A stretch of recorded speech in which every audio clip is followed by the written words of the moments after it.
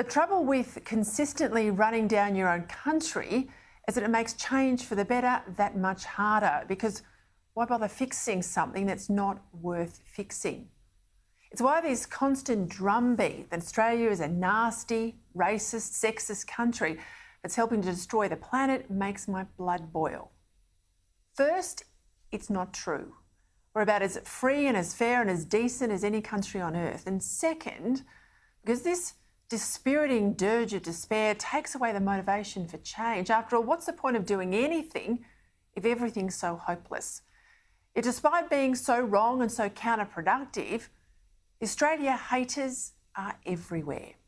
Yesterday, for instance, at the National Press Club, a young refugee activist said that she and her family had been subjected to racist abuse and that Australia needed a revolutionary multicultural vision to banish the old Anglo mindset.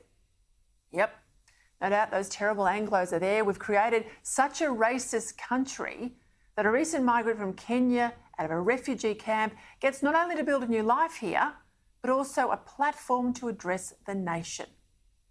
This kind of nonsense finds a ready audience because young Australians are being conditioned from the get-go to think of our country as a racial and environmental villain. Take the latest Teacher's Guide issued by the Primary English Teaching Association of Australia, another crazy group that call themselves PETA, this time with double A's. I have to trademark my own name before anyone starts confusing me with these left-wing activists. Now, you might think that an outfit focused on teaching English to primary school kids would be all about teaching them to read and write using, I'd hope, the tried and true method of phonics. Sadly, you'd be wrong, because they put out a book, and the book's called Teaching the Language of Climate Change Science. All 174 pages of it urging children from kindergarten to year 6 to raise money for green lobby groups, write activist letters and lecture their parents on sustainability. The guide for teachers even recommends that children sing climate change anthems at school assemblies to build emotional fervour, in something critics say is reminiscent of North Korea. Now, this is indoctrination, isn't it? It's not education. I mean, this is supposed to be a guide to help teachers teach English, not Anglos, as in Marx and Engels. That's provided we still even know what history is. This is what's happening all too often in our schools, despite the fact that most teachers want to do the right thing, and there's hardly a parent alive that doesn't want their child to get a good education and a great start in life. Naturally, this book wants our children to see Greta Thunberg as some kind of inspiration and asks them to write their own teachers' letters requesting regular meetings to discuss stopping the burning of fossil fuels. Is it any wonder it's hard to build reliable baseload power in this country when this is the sort of green propaganda being taught in schools? And what could we expect anyway when the official national curriculum says that every single subject from Latin or Indonesian to physics to PE, all of them must be taught from an Indigenous, Asian and sustainability perspective?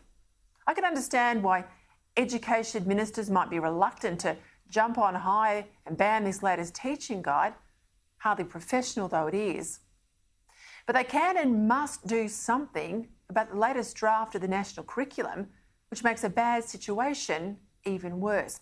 In just a moment, I'm going to take you through the background of some of the activists who are the official advisors to the nation's curriculum body, ACARA, the so-called expert body that's recommended all these changes to the curriculum that have caused such uproar.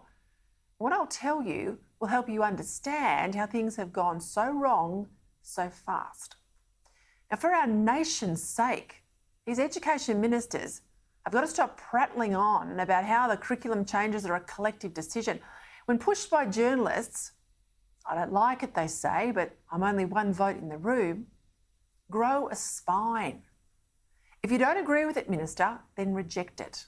You don't have to say what the report writers say. You don't have to agree with that. You are responsible to voters who put you there and the values they want to see you enact. Honestly, we've all had just about enough of elected politicians being led by the nose like bulls in a show ring by a bunch of bureaucrats that never have to face the electorate.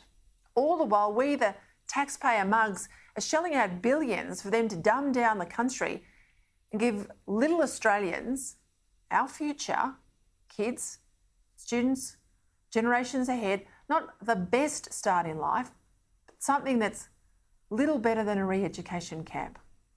And none of the critical skills they're going to need to face the challenges that lie ahead for our country and the world.